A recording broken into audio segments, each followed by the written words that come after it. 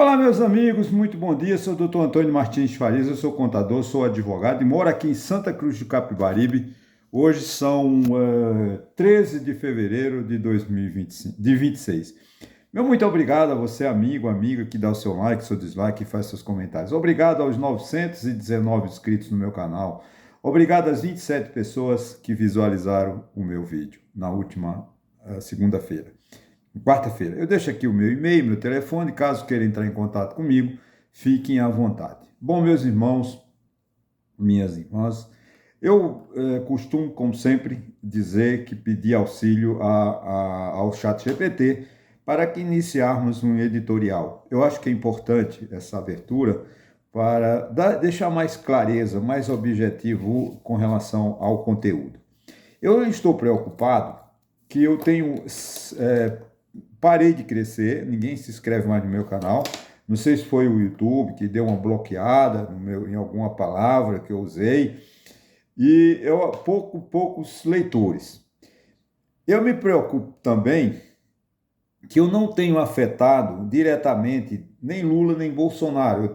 Não tenho feito crítica, porque eu acho que só a crítica pela crítica não vale a pena. Eu procuro conhecimento, procuro buscar informações na legislação, nos balanços das empresas, a contabilidade pública, para levar informação.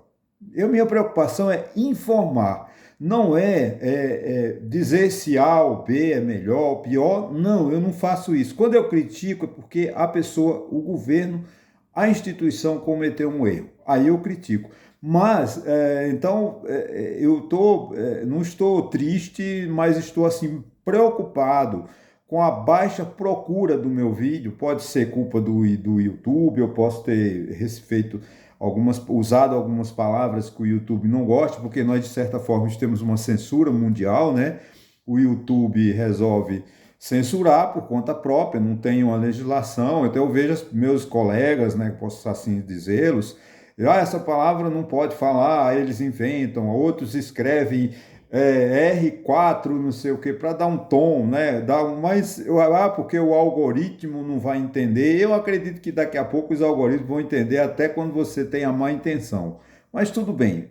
Então eu peço desculpas, tá? Se os meus vídeos não têm sido atendido, vamos dizer assim, a expectativa de vocês. Mas eu não estou preocupado porque claro que eu quero crescer, eu quero ultrapassar os 1.000 inscritos, urgente, até junho. Estou com 919, estava com 921, perdi 2. Então isso é um sinal de que esses 2 que saíram, porque não gostaram do meu trabalho. Mas isso é triste, né? Mas a gente também não pode agradar todo mundo, porque o meu foco, como eu falei, não é criticar Lula ou Bolsonaro. Nós estamos nessa polarização, nessa dicotomia, que eu não concordo, ela só prejudica o país. Então eu vou falar sempre daquilo que procurar sempre levar informação, levar reflexão para o nosso trabalho. Então esse aqui é um parênteses, tá? Agora eu vou realmente começar o editorial. Eu digo assim, o Brasil vive um daqueles momentos que entram para a história, não pelo barulho das redes sociais, mas pela gravidade silenciosa das decisões que estão sendo tomadas, tudo nas mutretas. Né? Enquanto a dívida pública cresce, enquanto o cenário eleitoral se radicaliza, enquanto disputas institucionais surgem nos bastidores do poder, o cidadão comum segue tentando entender para onde estamos indo. Essa é a grande pergunta, a gente não sabe para onde o Brasil vai. O Brasil não tem rumo. Não se trata de ser contra ou a favor de um governo. Trata-se de perguntar qual é o projeto de país que está sendo construído. Nós não temos um projeto de Brasil. Bolsa Família não é projeto. Bolsa Família é remédio. É um instante, já devia ter sido suspenso nesses anos todos, desde 2002, que o PT vem governando. Nós estamos há 24 anos e a sociedade continua na mesma pobreza. Desculpa abrir parênteses aqui. Estamos diante de escolhas que definirão não apenas a próxima eleição, mas a próxima geração. Hoje convido você a refletir comigo, sem paixões cegas, mas com responsabilidade cívica, sobre economia, eleições, instituições e o papel do Brasil no mundo. Isso é muito importante, porque a democracia não se faz apenas com voto, democracia se faz com consciência e participação. né? O título que eu falo, vou falar Brasil em encruzilhada, economia, eleições e poder, né? Agora começa aqui o seguinte, a dívida pública e a responsabilidade fiscal. Gente, mas você só fala de dívida pública porque é ela que nos mostra, é ela que nos deixa pobre. Os economistas Felipe Salto e Josué Pellegrini alertaram em artigo publicado no Estadão que o Brasil vem acumulando déficits primários desde 2014, elevando a dívida pública a patamares superiores aos de países de renda média. Isso não é detalhe técnico, isso é um sinal vermelho. O Brasil não, o país endividado perde autonomia, o país endividado paga mais juros, o país endividado compromete o futuro das próximas gerações.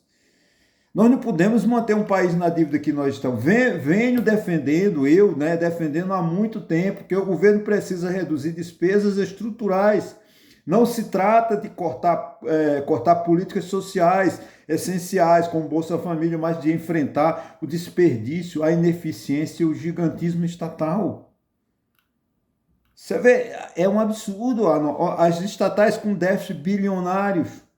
Muitas estatais não servem para o povo, servem apenas para atender cargos políticos, para enfrentar, para agradar deputados, agradar ministros. Isso não é país. O problema é que estamos em ano eleitoral e, historicamente, ano eleitoral não combina com austeridade. O governo Lula não vai. E a pergunta é simples: governar para vencer uma eleição ou governar para o país? A resposta é para governar o país, mas infelizmente no Brasil não se governa para o país, se governa o voto, se governa a eleição, se governa a minha perpetuação no poder. Isso não é justo que um país pague um preço tão alto. Os governantes nesses últimos 40 anos, vamos dizer assim, trabalhar com as últimas décadas, as primeiras décadas do século XXI, gente, são 21 séculos de história. Nós estamos desde o século, o Brasil foi descoberto em 1500, então no século XVI, do século XVI ao século XXI, nós não fizemos nada para... Esse país não pode ser dessa forma. Só pensar na elite, só pensar no rico, só pensar em ganho próprio imediato. Cadê a sociedade? Cadê o pensamento no povo? Não se pensa no povo nesse país, porque não tem uma política para o Brasil. Tem uma política para o PT vencer, tem uma política para o PL vencer, tem uma política para o MDB, a gente fala mais que já acabou. Mas, infelizmente, a gente precisa de voltar a ter um projeto de país. Né? Aquele projeto de Juscelino, né? 50 anos em 5, onde ele entrou pelo Centro-Oeste, fez rodovias, construiu Brasília, endividou o país, sim, mas ele fez o país grande em 5 anos. Né? Vamos falar, a turma de 42 que queria a privatização, aí o isolamento do país, né? os desenvolvimentistas de 42, né? de Getúlio, ainda que achava que o país era potente, que não precisava de ninguém, que tinha que se isolar no mundo e crescer sozinho. Isso também está errado. Mas eles pensavam. O problema é que hoje não se pensa mais no país. Só se pensa em cada um para ficar no governo. Né? E benefício para o país, zero. Né? As pesquisas eleitorais e a polarização. As pesquisas indicam que Lula na liderança. Mas uma liderança sem pesquisa não é vitória garantida. O eleitor brasileiro continua dividido entre direita e esquerda. A polarização virou regra. O próprio presidente afirmou que esta eleição será uma guerra. O próprio Lula que disse isso. Como disse Bolsonaro em 2022, que esse ano será uma guerra, Lula repetiu e ninguém percebeu. Quando Bolsonaro falou isso, foi o Bolsonaro quer fazer uma revolução. Não, porque de fato foi uma guerra. Essa eleição será uma guerra. Mas será que o Brasil precisa de guerra política para ter um projeto nacional? Não. O Brasil precisa de governantes que se preocupem com o país, não só se preocupem com a manutenção do PT no governo até 2040, 2060. O debate deveria girar em torno de reforma administrativa, crescimento sustentável, segurança jurídica, educação de qualidade, política externa, estratégica. Contudo, o que vemos é disputa de narrativa entre o melhor e o ruim, entre o ruim e o melhor, entre Lula e Bolsonaro e Lula. Isso não leva a lugar nenhum, essa dicotomia, essa separação estúpida. Criticar por criticar. Porque Bolsonaro fez tudo. Então, peguei uma Toyota e uma bolsonarista. Sabe porque no tempo de Bolsonaro pagou todas as dívidas, Bolsonaro aumentou o salário família de 300 para 600. Mas aquela coitada, ela não entende de nada. Bolsonaro não pagou dívida nenhuma, muito pelo contrário. Bolsonaro deu calote na dívida dos precatórios, que é uma obrigação. O governo tinha que pagar os precatórios imediatamente. Não podia ter dívida de precatório, gente. Porque precatório é alimento. Quando o governo não paga, quando a prefeitura de Taquaritinga, quando a prefeitura de Santa Cruz, não sei se eles têm precatórios em atraso, com certeza tem.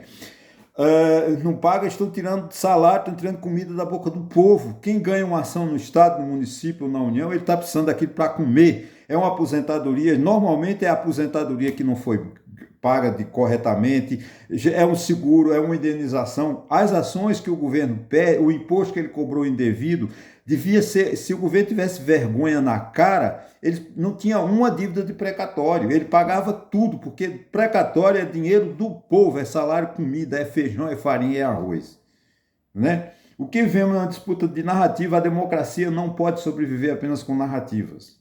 Esse é o grande sinal, né? Minas Gerais, o tabuleiro decisivo. Essa é uma notícia interessante. Minas Gerais, como nós sabemos, historicamente, antecipa o resultado nacional. O possível apoio de Rodrigo Pacheco fortalece o palanque governista. Do ponto de vista estratégico, é movimento inteligente, né? Mas a questão não é apenas eleitoral, é pragmática, é programática. Minas precisa saber qual será o projeto para o Estado e o Brasil precisa saber qual será o impacto dessa aliança na política nacional. Com certeza se ele ganhar a eleição ou não, ele vai ser ministro do STF. Ele deve ter feito uma troca.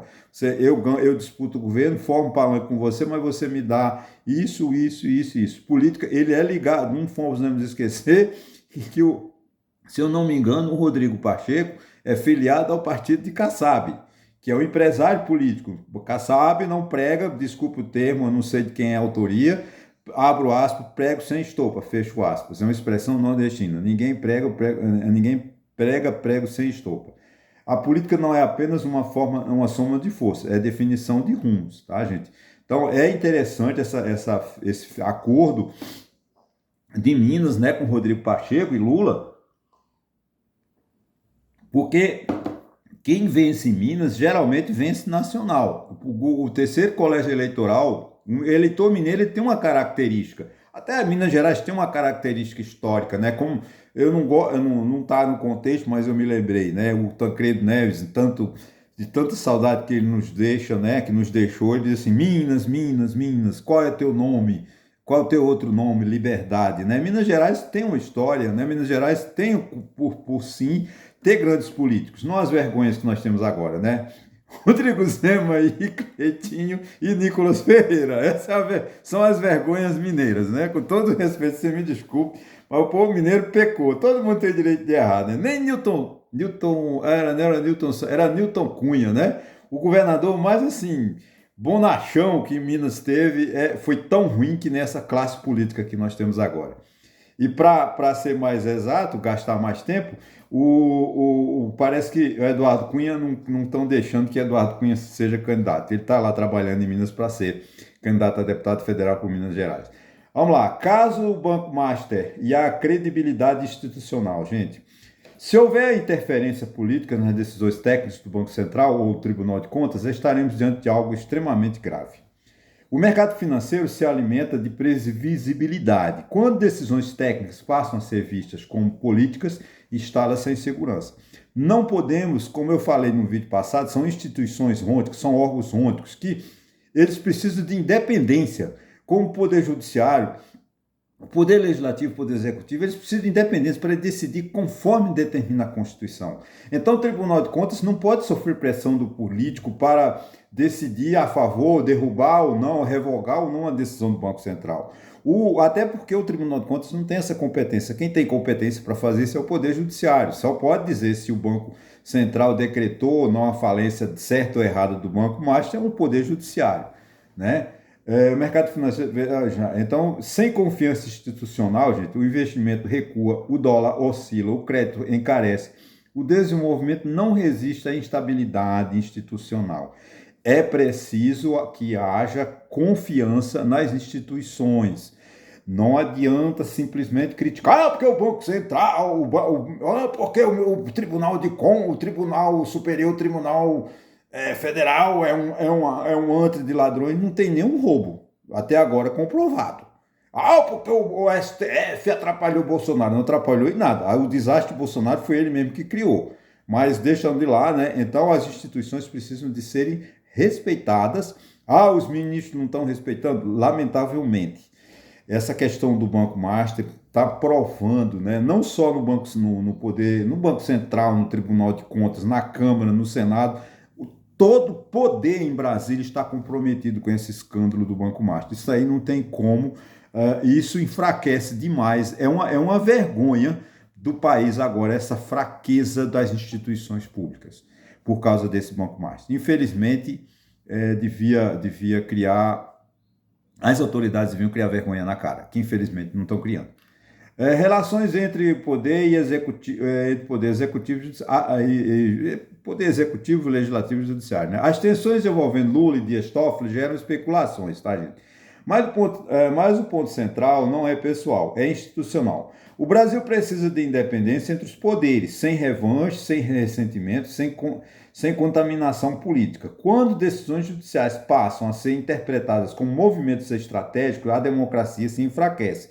Instituições não podem servir de projetos pessoais, devem servir ao Estado. O Banco Central serve ao Estado, o Ministério Público deve ao Estado, serve ao Estado, a Receita Federal serve ao Estado. Né? Então, a gente precisa... Essa briga de Toffoli com Lula, ela está no sentido de que parece que Toffoli era amigo de Lula, advogado de José Dirceu, advogado de Lula, foi para o STF. Agora, quando na Lava Jato, o Lula tem raiva, o Lula é vingativo, isso é minha opinião pessoal, tá, gente? Lula é uma pessoa muito vingativa. Ele está tentando derrubar de qualquer maneira. Isso pode ser uma tramóia do PT para derrubar o ministro Dias Toffoli. O retorno de Lula ao governo, com certeza, ele tem que ter um trunfo, ele tem que tirar o Dias Toffoli do STF. Eu não quero aqui, não tenho prova não, mas a raiva, né, segundo informações, nos bastidores que Lula tem do Dias Toffoli é muito grande. Então isso pode ser uma tramóia, pode ser um conflito para tirá-lo do STF. Porque o Lula quando o Lula tem raiva para sempre. Lula não perdoa não, tá? Isso aí todo mundo diz isso. Diz que Lula é uma pessoa carismática, amável, mas de um ódio, de um rancor, ele não esquece a mágoa que ele fizeram. Então, quando o Dias Toffoli negou um habeas corpus para ele visitar o irmão que morrera, quando Lula estava preso. Então, por isso, o ódio de Lula ao Dias Toffoli. Então, eu espero que essa campanha contra o ministro do STF não seja uma espécie de vingança. Tomara que eu esteja errado. Essa é a minha opinião.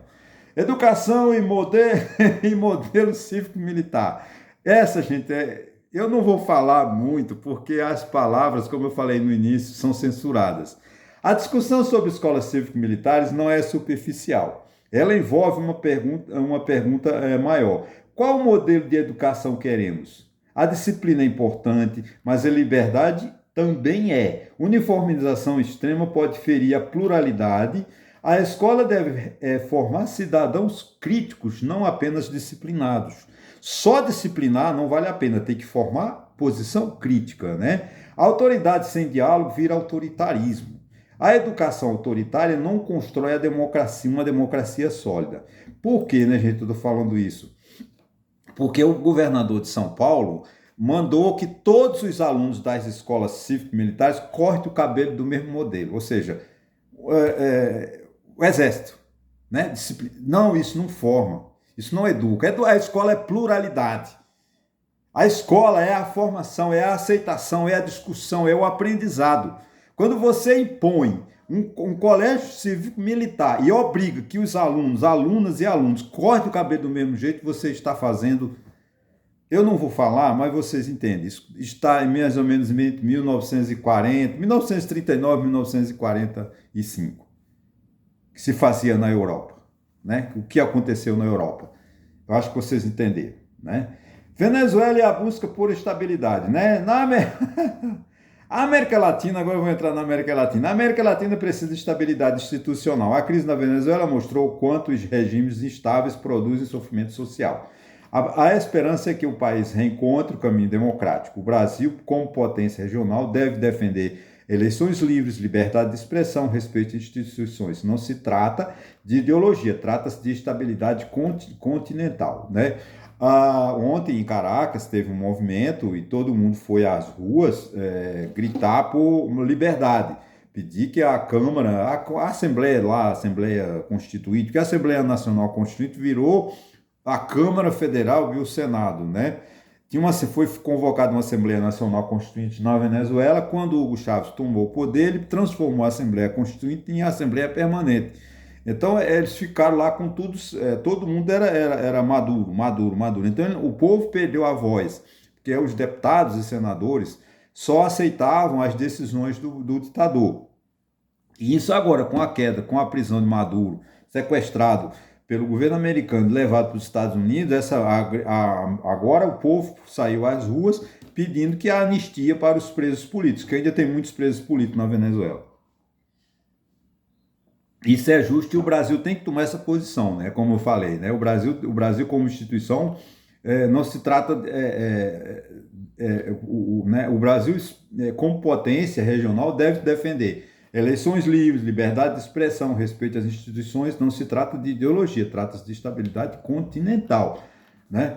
Estados Unidos, China e o novo equilíbrio global. A presença chinesa na América Latina não surgiu por acaso, né? Ela ocupou espaço. Os Estados Unidos reduziram a influência regional, a China expandiu o comércio e o crédito.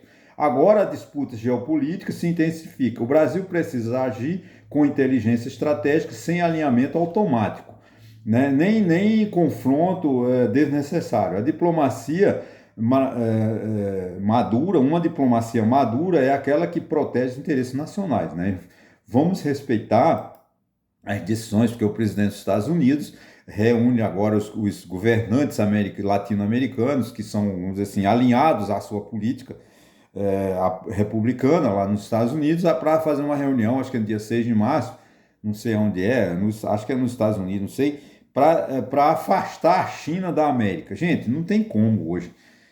O Brasil, a Argentina está endividada com a China. O Brasil faz parte desse contexto do chamado Sul Global, faz parte dos BRICS, né? Não tem como, mas é um alicerce, uma situação política que o Brasil vive de muita dificuldade. Então é preciso que o Brasil tenha uma diplomacia amadurecida, uma diplomacia com capacidade de negociação, para que a gente consiga sair dessa situação complexa, dessa guerra, né, América, Estados Unidos, China, que só vai prejudicar o Brasil. Brasil e Cuba, um humanitarismo ou estratégia. Gente, eu confesso a você que não se trata de defender Cuba por ser comunista ou não. Eu defendo Cuba como um país soberano, como um país que tem um povo, tem uma cultura, tem uma música linda. Eu sou apaixonado pela cultura cubana. Nunca fui a Cuba, nem acho que vou, mas eu tenho por aquele povo um respeito muito grande, independente de ideologia política. Não vou aqui. A ajuda a Cuba envolve duas dimensões, a humanitária e política, né? Solidariedade internacional é legítima, mas deve estar alinhada aos interesses nacionais e à Constituição. O Brasil não pode agir movido apenas pela afinidade ideológica. Deve agir com racionalidade e diplomacia. Mais uma vez, a diplomacia em jogo. Porque é o seguinte, Cuba, né, desde 1959, que é a vergonha dos Estados Unidos, porque quando o Fulgêncio Batista era um ditador em Cuba, era o conluio dos Estados Unidos. Tudo que não prestava, eles faziam em Cuba. Se o Epstein, que hoje é aquela grande causa lá nos Estados Unidos, se tivesse Cuba com Fulgêncio Batista, tinham ocorrido esses eventos lá, porque era o quintal da sujeira norte-americana. Vem Fidel Castro e companhia e dá um golpe, né? Faz uma revolução, essa revolução sai vencedora e tem o apoio da União Soviética. Nós temos a questão dos mísseis em 61, 62, quase uma Segunda Guerra Mundial, a chamada Guerra Fria, né? E Cuba vem sobrevivendo, mas os Estados Unidos aplicam sanções gravíssimas. E agora tinha a Venezuela, né, com a ditadura de Hugo Chávez, que fornecia petróleo para Cuba. Agora os Estados Unidos proíbem, cercou Cuba de tal maneira que ela está ilhada, morrendo de fome. Gente, isso não é justo. Você cerca um país, não deixa, fecha o espaço aéreo, fecha o espaço marítimo, fecha o espaço terrestre, não deixa entrar água, não deixa. Isso é morte, isso é assassinato, isso é homicídio, isso é genocídio que o governo norte-americano está fazendo. Então eu não entendo por que a União Soviética, que é uma defensora de Cuba, não ajuda. Né? Pô, mas a alegação de Putin é que eu estou numa guerra. Ok, mas a potência econômica da União Soviética perante Cuba, sabe? Então, gente, alguém tem que ajudar Cuba. Salvar o povo, não se trata de ideologia, se eu quero derrubar o governo de Cuba, não, é salvar aquele povo. Como nós devíamos criar vergonha, todo mundo, não só o Brasil, mas o mundo, se unir e resolver a questão do Haiti, que é um país que está praticamente, praticamente não, está ingovernável e com possibilidade de desaparecer, porque as pessoas vão se matar uma com as outras, porque não tem autoridade, não tem judiciário, tem gangues e gangues e gangues no Haiti. Se nós deixarmos a Cuba sofrer esse colapso de energia, que ela vive do turismo, né, praticamente, da plantação de cana, da venda de açúcar e álcool, provavelmente, o povo de Cuba vai morrer de fome, isso não é justo. Então tem que haver uma solidariedade para ajudar Cuba, que precisa salvar o seu povo. Ideologicamente, vamos depois se decide, porque os Estados Unidos não defendem a democracia, a direita não defende a democracia. Né? O que o Donald Trump fez? Donald Trump sequestrou Maduro na Venezuela, mas deixou lá a vice-presidenta e a ditadura continua na Venezuela. A Arábia, o mundo árabe, muitos países que os Estados Unidos têm relações vamos dizer assim, com o Oriente Médio, são ditaduras. Ditaduras que fazem horrores. E os Estados Unidos se preocupam. O Irã hoje, por exemplo, os Estados Unidos estão... Mas o Irã já foi aliado dos Estados Unidos até 79. E se o Irã aceitar não fazer mais a chamada bomba atômica ou a energia nuclear, o desenvolvimento de energia nuclear, os Estados Unidos aceitam lá o Ayatollah Khomeini da vida, porque não interessa, o que ele quer é o petróleo do Irã, o que ele quer é o gás do Irã. Então, não adianta de ficar com ideologia política, porque os Estados Unidos não têm ideologia. Geopoliticamente, não se trata de ter democracia. Os Estados Unidos não estão preocupados com a democracia na Venezuela, com a democracia. Se amanhã amanhecer um ditador no Brasil, os Estados Unidos apoiarão. Se o Bolsonaro tivesse dado o golpe, como ele pretendia, de matar Lula, como ficou provado nos autos, assassinar um ex-presidente, um presidente eleito que tinha tomado posse legitimamente, né, e um vice-presidente, como eles queriam, um ministro do Supremo, como eles... Se tivesse ocorrido, Bolsonaro tinha dado o golpe e os Estados Unidos tinham apoiado. Então não se fala disso, né? Na verdade é o seguinte, gente, o Brasil está na encruzilhada entre dívida crescente, promessas eleitorais, entre alianças estratégicas, disputas institucionais, entre polarização e necessidade de projeto nacional. Não precisamos de guerra política. Precisamos de maturidade, precisamos de responsabilidade fiscal, precisamos de equilíbrio entre os poderes, precisamos de política externa inteligente. Acima de tudo, precisamos de cidadãos conscientes. O futuro do Brasil não depende apenas de quem vence, depende de como se governa. Ok, gente? Muito obrigado. Eu acredito que segunda e quarta eu não gravarei, porque é segunda de carnaval, ninguém vai parar para me ouvir. Também não tem tempo, que está na folia. Eu também, se pudesse, estaria na folia, porque eu aqui em Santa Cruz não tem carnaval, mas todo mundo foge para a praia, né? E eu vou ficar aqui em Santa Cruz sozinho. Mas não tem problema não. Mas na sexta-feira, né, dia 20, né, portanto, de fevereiro, eu acredito que eu volte a gravar, dar continuidade ao nosso trabalho. Caso ocorra uma novidade, aí eu faço um vídeo para... Tá ok, gente? Muito obrigado. Eu programei 30 minutos, vou encerrar. Um abraço para vocês e até a próxima.